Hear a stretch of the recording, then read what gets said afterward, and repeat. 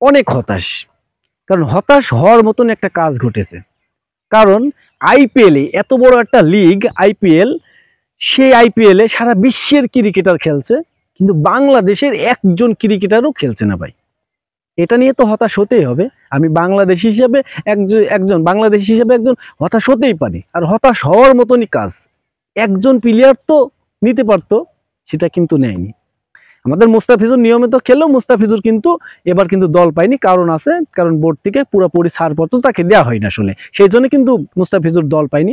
তো যাই হোক, বিষয়টা হচ্ছে আফগানিস্তানের যারা এ দলে খেলা খেলে এখন পর্যন্ত জাতীয় দলে টি-20 ফরম্যাটে খেলা খেলেন এক ম্যাচ। সেই প্লেয়ার ভাই, মানে সেই সব প্লেয়ার আইপিএলে 10 কোটি টাকায় বিক্রি হয়। শ্রীলঙ্কার এ দলের প্লেয়ার আইপিএলে নিলামে উঠে মানে কোটি কোটি টাকায় বিক্রি হয়। অন্য দেশের ক্রিকেটাররা আছে যারা এখন পর্যন্ত টি-20 ওইভাবে খেলাই পারে না ভাই, তারাও কিন্তু আইপিএলে নিলামে উঠছে বা দল পেয়েছে। তারা পার্সোনাল ভালো খেলে, হয়তো বা দল খারাপ খেললেও পার্সোনাল ভালো খেলে তারা, সেই জন্য কিন্তু দল পেয়েছে। আমরা সবসময় আইপিএলের দোষ দিই। আচ্ছা বলেন তো, এই যে শ্রীলঙ্কার সাথে, আফগানিস্তানের সাথে, আরও যে বাইরের দেশগুলো আছে তাদের সাথে কি ইন্ডিয়ার খুব ভালো সম্পর্ক?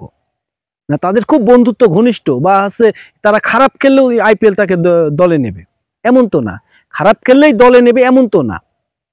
তো বাংলাদেশের প্লেয়ার দল পায় না, এইটা শুধু কি আমরা ইন্ডিয়ার দোষ দেবো, আইপিএলের দোষ দেবো?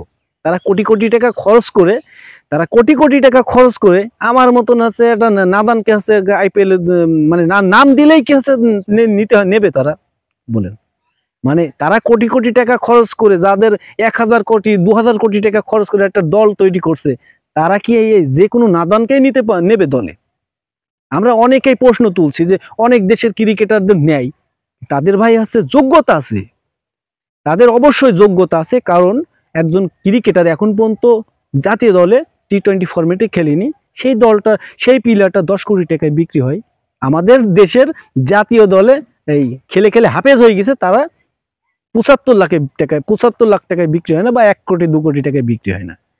তো এইটা আইপিএল এর ভাই দোষ নাই, ইন্ডিয়ারও দোষ নাই। কারণ ইন্ডিয়া বাংলাদেশের উপর যে খুব হয় তাও না। কারণ মুস্তাফিজুর রহমান যখন খেলার যোগ্যতা রাখে তখন কিন্তু ঠিকই খেলেছে, সাকিব আল হাসান ঠিকই কিন্তু খেলেছে, যখন যে ফর্মে ছিল তখন কিন্তু ঠিকই সাকিব আল হাসানকে নিছে। তো এখন নেই না কেন? কারণ এখন সে ফর্মে নাই ভাই, এখন সেই কোয়ালিটি মানের ওই কোয়ালিটি মানের নাই সাকিব আল হাসান বা অন্যরাও। আমি মনে করি আইপিএল বা ইন্ডিয়ার দোষ দিয়ে লাভ নাই। কারণ আগে বাংলাদেশ যারা আইপিএলে খেলার মতন যোগ্য তৈরি করতে হবে, বাংলাদেশের ক্রিকেটারদের খেলার মতন যোগ্য তৈরি করে তারপরে আইপিএলে নাম দেন। তারপরে দেখেন আইপিএলে যদি আপনাকে না নেয়, কোনো সমস্যা ছাড়া যদি না নেয়, তাহলেই মনে করব যে আইপিএল কর্তৃপক্ষ বা ইন্ডিয়া আমাদের পরে শত্রুতা করছে বা আমাদের একটা অবহেলায় রাখে, তারপরে মনে করব। কারণ আমরা তো নিজেরাই তো জানি ভাই, আইপিএলে খেলার মতন, আইপিএলে বলে না, টি-20 খেলার মতন যোগ্যতাই কোনো ক্রিকেটারের নাই। মানে আইপিএল এর কথা বাদ দেন, আপনি টি-20 ফরম্যাটের কথা বলেন, জিম্বাবুয়ের সাথে তো আমরা পারি না ভাই। আমরা তো 50 রানে একটা 100 করার মতন প্লেয়ার আমাদের নাই। আছে এটা ভালো মানের, খুব ভালো মানের বোলিং কি আছে? মুস্তাফিজুর ছাড়া ভাই সেই রকম আবার দেখি না। মুস্তাফিজুর রহমান 10টা ম্যাচ খেললে ভাই ওই 5-7টাই মার খায়, আর 2-4টাই ভালো করে। তো আইপিএলে খেলতে হলে নিজের যোগ্যতা ঠিক রেখে, নিজের যোগ্যতা অনুযায়ী নিজের যোগ্যতা অর্জন করেন, করে আইপিএলে নাম দেন। না নিলে তখন বোঝা যাবে যে একজন রশিদ খান হন, একজন আপনার বিরাট কোহলি হন, একজন বাবর আজমের মতন একজন ব্যাটসম্যান হন, তারপরে দেখেন আইপিএলে দল পান কি না পান। তখন প্রশ্ন তোলা যাবে যে আইপিএলে আসলে দল কেন পেল না, এত ভালো মানের প্লেয়ার সারা বিশ্ব লিগ খেলে বেড়ায়, আইপিএলে কেন দল পেল না, তখন দেখা যাবে।